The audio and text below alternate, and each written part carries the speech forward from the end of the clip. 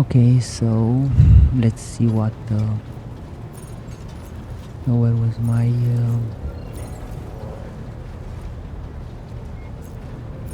journal. Yeah, what we have to, what our quests are. So broken relic,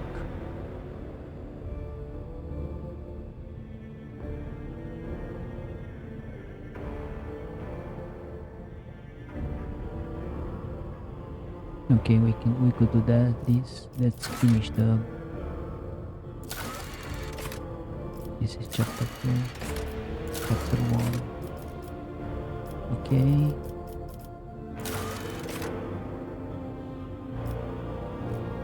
is invited to come to sector Bionica. Okay, we could do this. It's on the void ship. Let's finish the things that we can do here on the ship. Okay, find the navigator, engines here. Okay, so what we can do is this.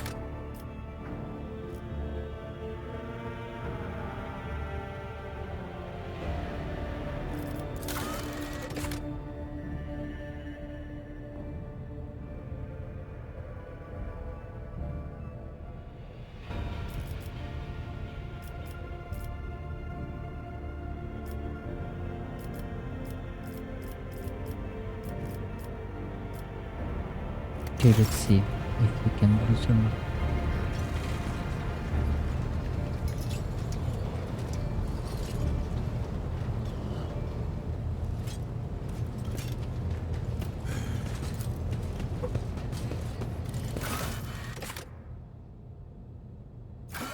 Sector Biotica.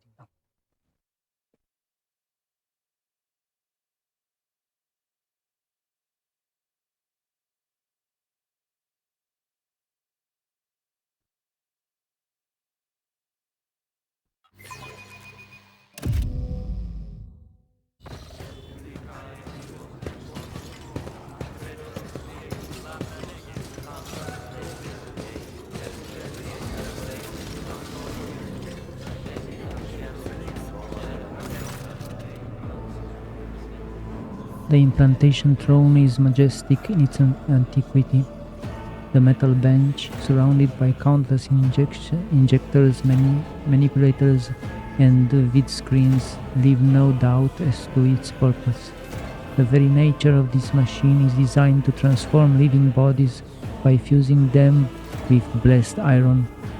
Even to the naked eye, it is clear that the machine is ailing, grievously so. The manipulators, segmented tube, hang limply, breathing unguent, while the dusty lumens are only dimly illuminated. As the tech priests try to revive the relic, each swing of their censer is like pendulum ticking down the moments until the throne untimely demise. Your Lordship, thank you for gracing the Sector Bionica with your presence. You are already acquainted with Drive Master Zira Talar. It is she who has been tending to the ancient relic. She is here to convey the wretchedness of our present position. Lord Captain, the blessed machine spirit that dwells within the throne is fading. I and the many grieving tech priests have been performing unending sacraments and tech healing and prayers of operational benediction on this shrine, but even our devotions are merely staving off the inevitable. The throne is a creation of the Omniscience made centuries ago, even before the unholy desecration of the relic. We were barely able to propitiate its ancient machine spirit to perform sacred augments procedures. Many litanies and operating protocols did not survive through the ages. Now, with the demise of the keepers of the implant throne during the mutiny, they have been lost forever. This sacred machine must be saved at all costs.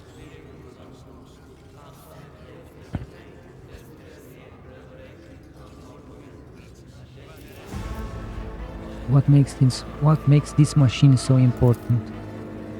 It is unique, one of a kind. The tech priest optical augments flash, and surprising fervor creeps into her voice. In the Logis annals of the Adeptus Mechanicus, this throne is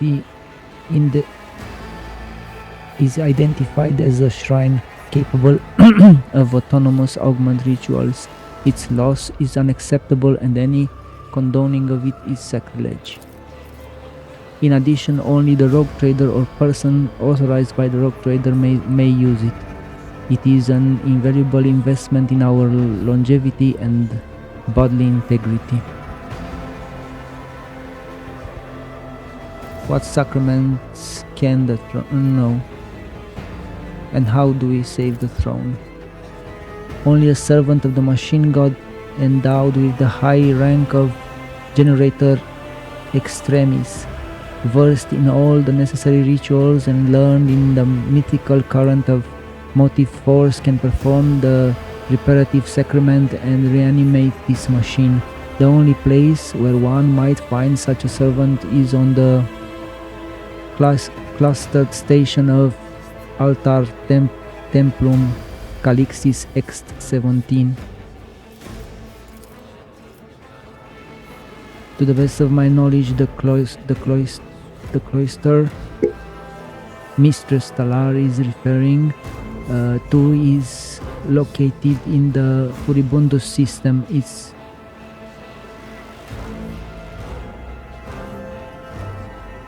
denizens, I don't know if I read that correct, I don't know what I mean, are not well disposed to communicating with the laity, but I am willing to leverage every diplomatic connection I possess to gain an audience with the station's clergy.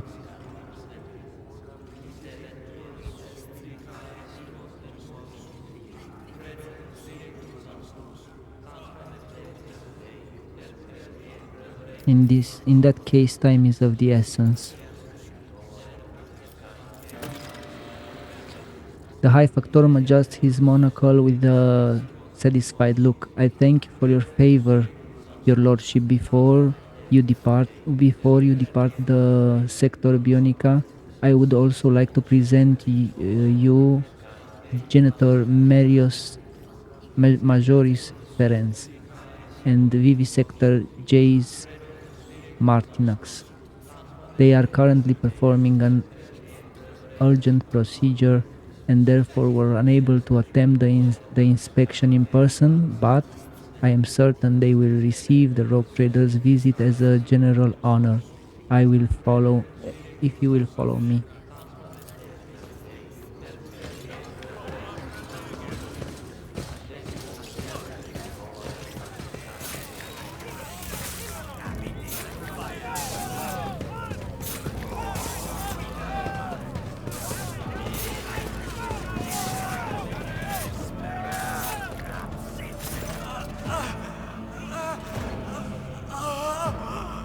The smell of medical supplies and weak cries of pain fill the cold air. Two figures stand over an operating table. The patient lying upon it is bound in place and his head is soaked in blood. A woman in uniform is desperately trying to force her way on the table. Please help my son in the name of the Golden Throne. I know you can. Gnotek has endured so much. Your lordship, the Medicae officer, dressed in protective attire, briefly looks away from the table to welcome you with a solemn address.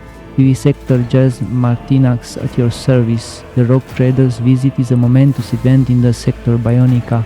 Will you grant us the honor of observing the operation? Generator Ferenc.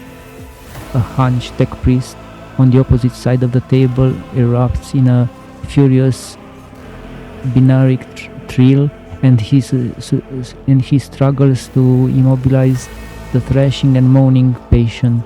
After a time, he likewise turned his metal-plated face to you. The life form generator Major Herens welcomes the Lord Captain Pilgrim from Valencius. I second my colleague's statement.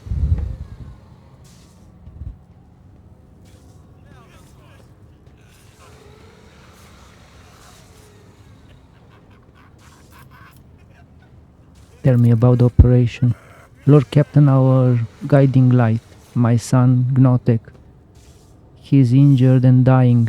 I carried him here in my arms on my own, so the surgeons could pull him back from the brink. Please don't leave us. This young man has suffered a serious head injury that required immediate intervention. The generator Majoris and I are attempting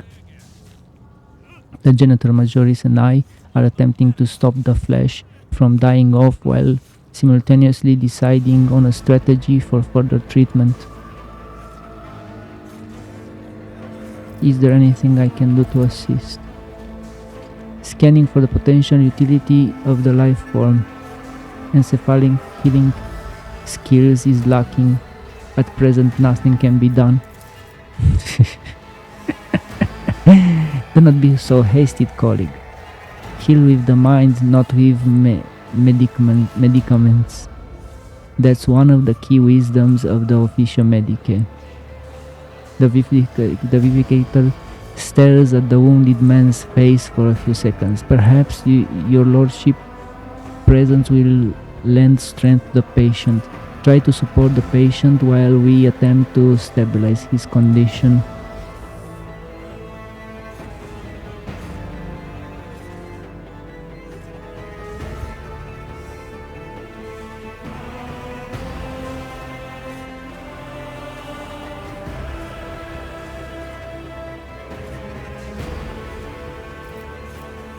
Watch the parrot work. Examine. Continue.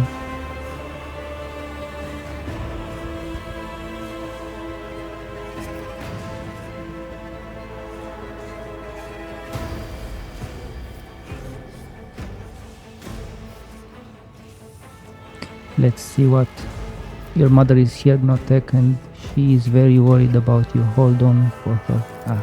It's the patient's clouded gaze is locked on a woman's face, the corner of his parted lips stretching into a faint symbol of a smile.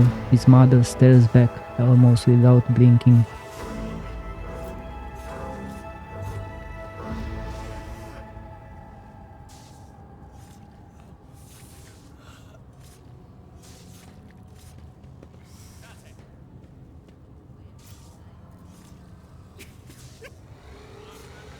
Make the sign of the throne of Terra blazing in, his light turning aside every evil. To the blood and foam of his lips, the prostrated man whispers, God Emperor bless you, Lord Captain. Barely exhaling a word, he takes a deep, pure breath. Registering the complete stabilization of the life form condition. Internal cortical damage has been treated, requesting closure of the calotte and transfer of the victim to B-class stimulants. He will live, but the stimulants won't replace that part of his brain. If we implant the secret cognitor augment in his skull, it will restore his lost ability to think and act. Lord Captain, please, your subject has a genuine need for this augmentation. This constitutes a violation of the sacred directive. The value of initial life form is incomparably less than the value of the sacred technology required. Augmentics of the specific class are rare and are restricted to senior officer, thus dictate the regulation of Sector Bionica.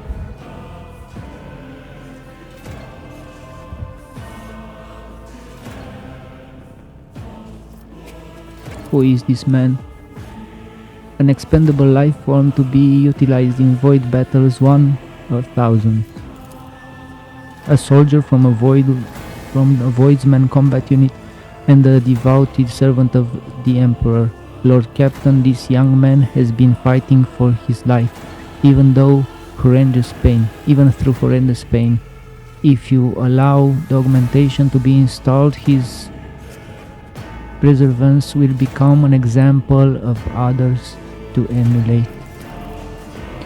My only son is serving in a void unit. I was the one who told him to go there. My poor Notek. How was he injured? In the last void battle, Lord Captain, where he barely survived his injuries, he has suffered a few healing attempts from charlatans on the lower decks and endured a long road to come here. However, no weapon can destroy the devotion and fortitude of a true servant of the Goddamn Emperor. What are your perspective proposals? I understand that my opinion may strike you as strange, for mere fact that this poor soul has found his way to the sector Bionica might itself be regarded as a blessing. Yet hear me out. The installation of cortical augmentation will restore the patient to health, serving as an example to the rest of us through his heroism. This will inspire the people and strengthen their faith in the Lord Captain, and let them know that the rogue trader's mercy will not abandon them in their hour of need. Yeah, good point. The life form on the operating table is easily replaceable and does not possess any substantial functional value. Therefore, installation of implant would be devoid of sense. Proposing replacement of a lost function by means of Class B powder stimulants. The life form will have limited viability and will be gifted an optimal termination period with partial functionality. I have made my decision.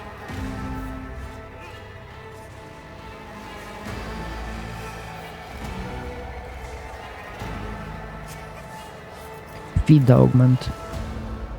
We hear and obey, Lord Captain. Martinax offers you a graceful bow. I will see to the implantation at once, and the esteemed servant of the Omnissiah will assist me in this procedure. In the silence you hear the soft sobs of a woman. Notek's mother is weeping helplessly, furiously, wiping her eyes with her hand. But now a smile of relief lights up her face. Thank you, your lordship. I will remember your intercession for the rest of my life and pray for your good fortune. Okay.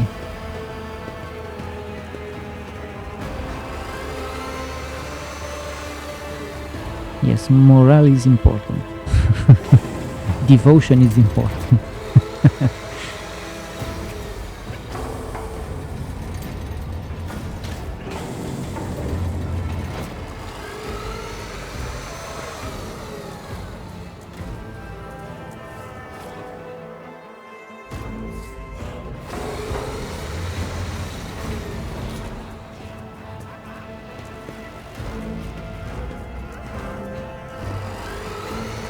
Okay, let's see if we have anything to collect. First thing first. What's this? Cognitor bracer. Jewelry cargo. Okay, then nothing important. Let's just grab what we can and see if we can talk with other people. No? Let's talk with the technomat. Let the grace of the Messiah sanctify this place. Let the sacrament in his name be accomplished. Okay.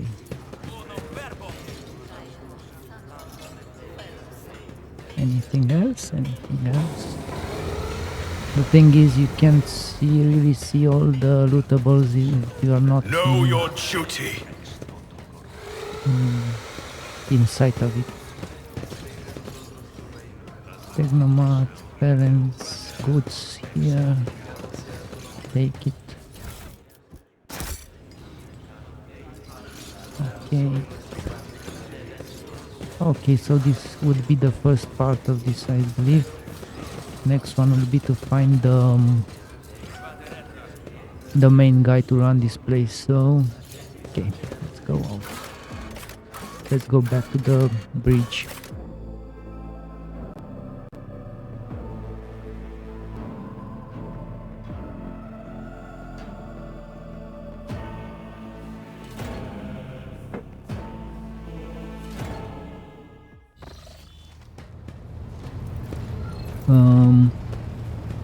I was supposed to talk to Argenta and to the Psyker.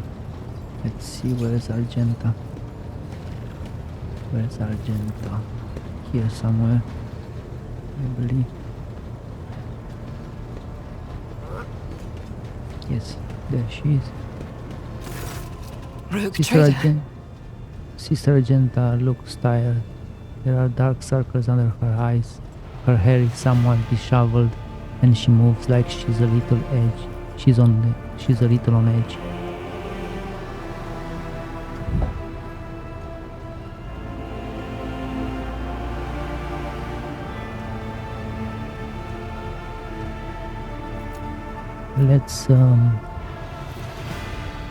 Let's see a little bit about her background.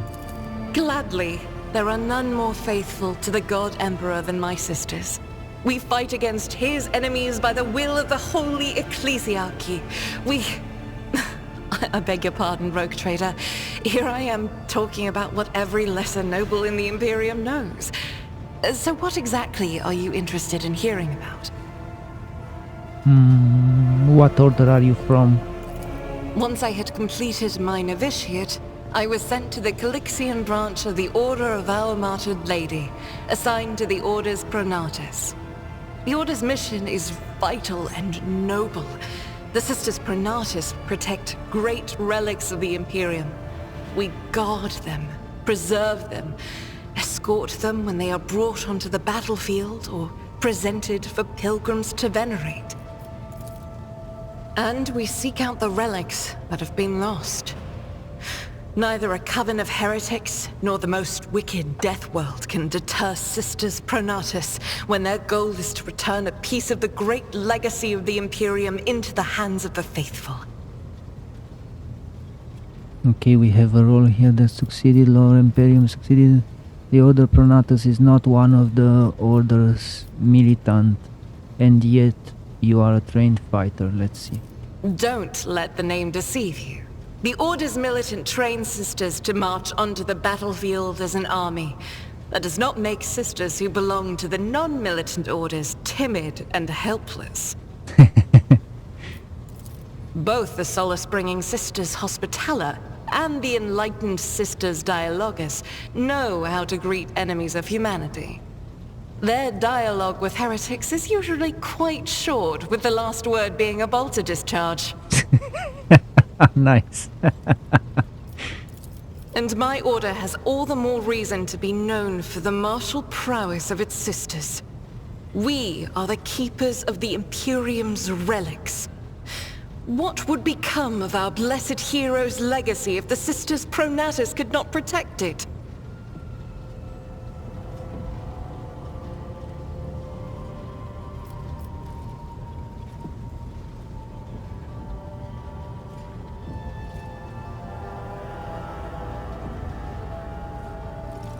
You said you belong to the Calixian branch of your order.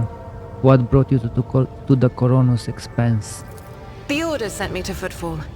My undertaking was to assist the local priesthood of Drusians in caring for a sacred reliquary that had been there since the time of Pastor Mr. Wayne, the station's founder. Okay.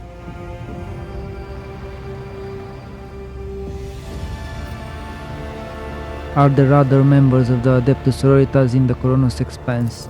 None that I'm aware of, but the Sisterhood's orders are many, and can operate independently of one another, sending their sisters wherever their presence is needed as deemed by the Ecclesiarchy. Perhaps somewhere in the Lord Inquisitor's retinue, may his path be blessed, my sisters perform their duty as we speak. I wish it were so. Even a single evening spent in joint prayer and training would bring me joy.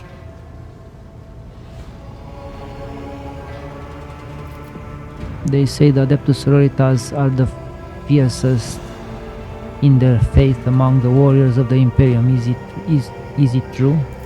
It is. The Sisters of Battle are a fire lit by the God Emperor. They are the echo of his voice that travels through the dark expanses of the universe. We bring his wrath to heretics, mutants, and other enemies of humanity. We protect the faithful from the unholy and unhallowed. Sometimes with words. More often than not with a bolter. Okay. Should any more arise, keeping them to yourself would be imprudent. It is a virtue to take an interest in holiness. Tell me about yourself. About me? I am the Emperor's daughter and his servant. What else is there to tell about me?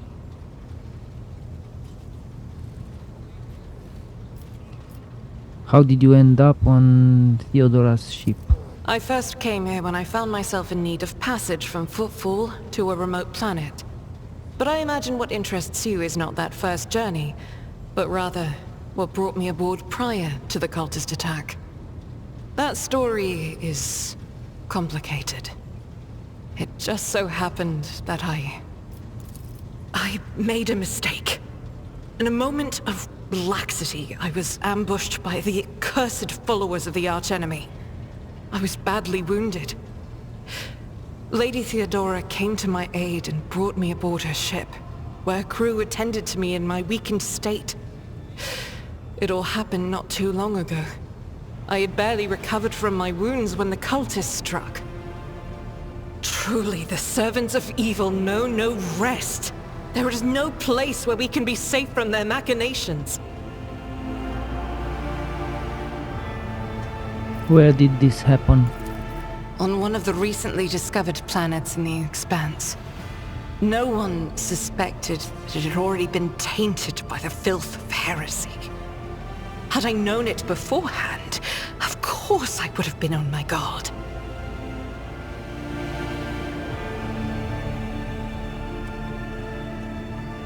What happened to the people who wounded you? Did Theodora's men eliminate them?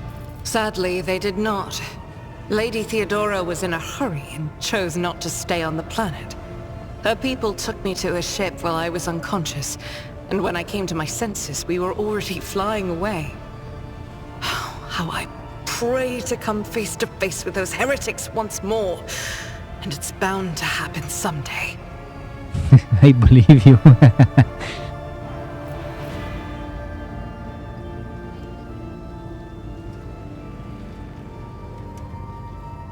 We could go to the planet and deal with the Chaos Worshippers. The path to that planet was lost. All the knowledge is gone, along with the previous navigator. It would take immense effort and resources to rediscover the route. The heir to the von Valencius Protectorate must have plenty of other issues to deal with right now. Perhaps later, when the skies above our heads have cleared.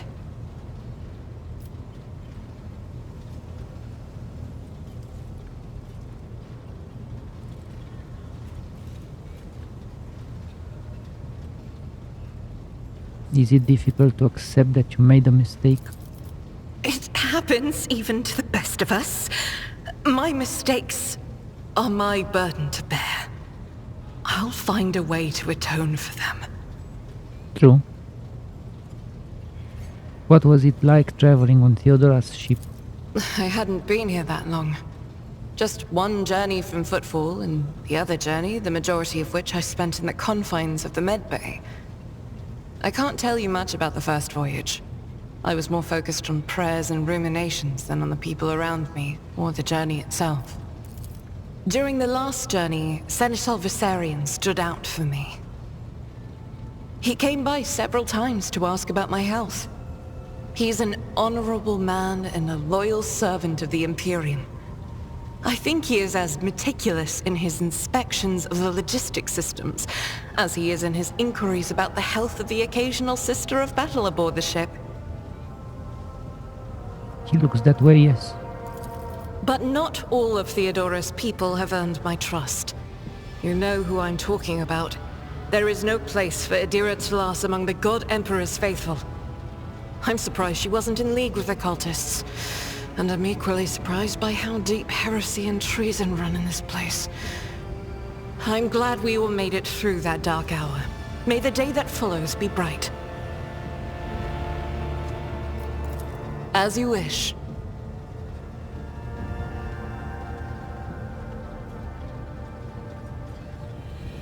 What is it that keeps you in my retinue? The ship was targeted by heretics, which means that my presence here and the assistance I provide to you are my sacred duty. Sooner or later, I will likely have to return to Footfall to protect its reliquary, but for now, I wish to remain a part of the Rogue Trader's crew.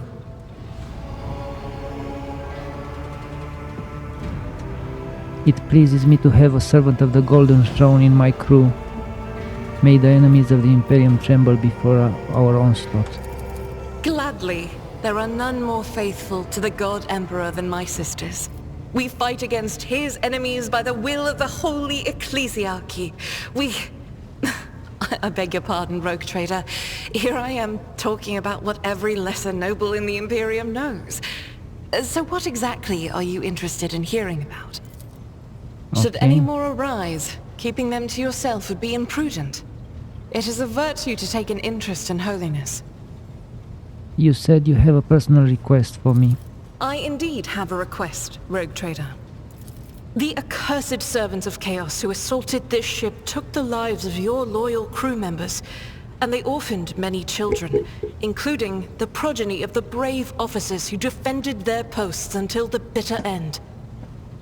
I don't know what customary practices there are for cases like this in von Valencius territory, but in the world I'm familiar with, the children of such brave souls could expect to receive some special consideration.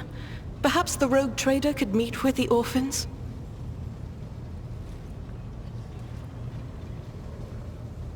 Why not?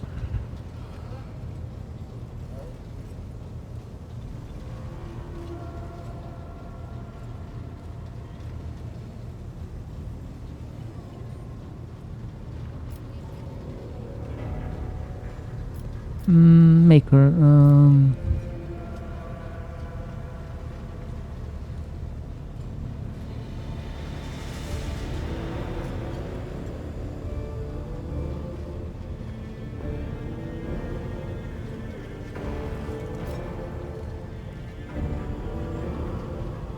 I will address the orphans with a speech. As you wish, Rogue Trader. Thank you for granting my request.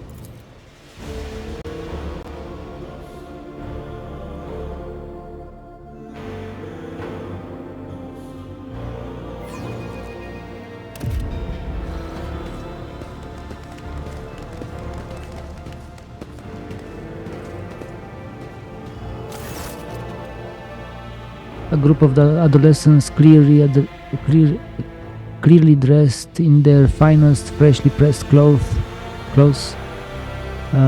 forms a straight line before you.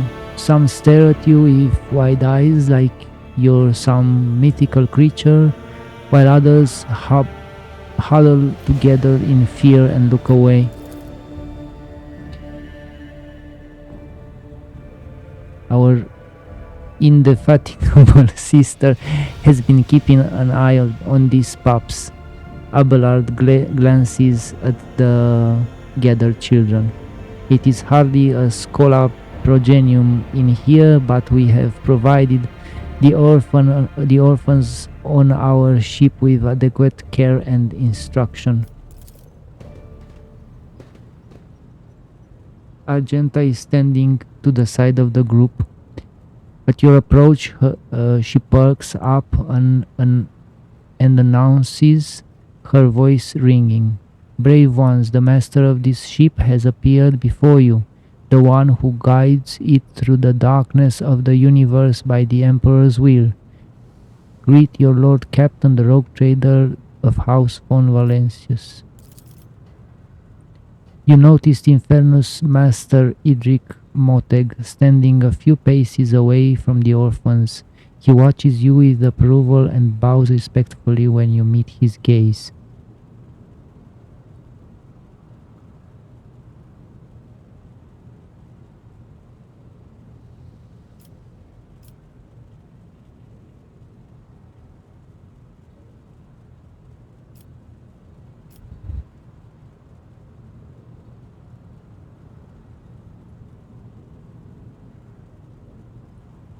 Your rogue trader and Lord Captain of this ship speak to you now.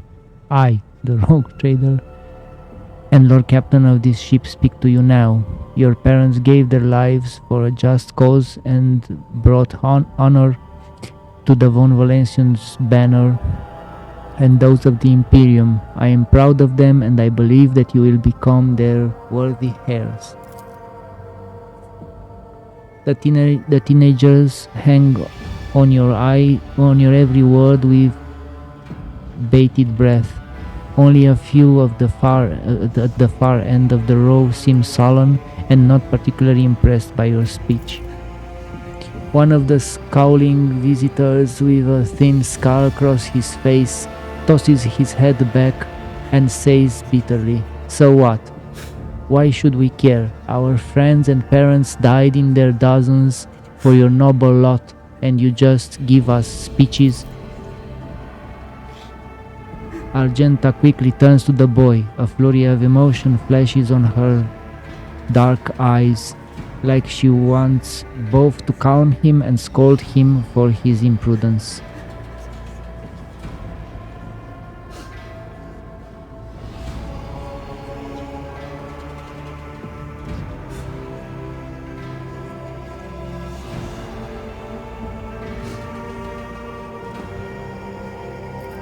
If you have things to say, say them without fear. I will listen.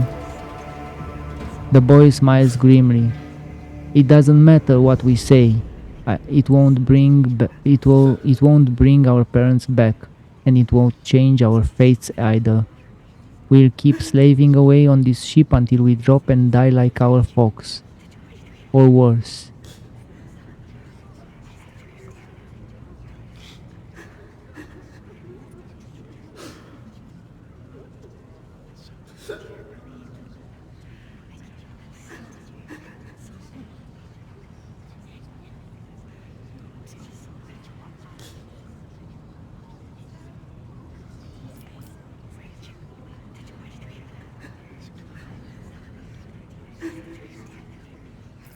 When the heretics who killed your parents attacked the ship, I was there. I took command, I fought, and I repelled the assault as quickly as I could. But no war can be won without losses. You can only strive to do what is within your power. You heard the rogue trader. His words carry wisdom of the Imperium. It's hard to say whether or not your words have left an impression on the boy, but he nods slowly. Then he catches himself and gives you an awkward bow. Abelard gives a sign, and servants immediately emerge carrying packaged treats with the von Valencius emblazoned on the wrapper. It appears that the seneschal came prepared for any contingency.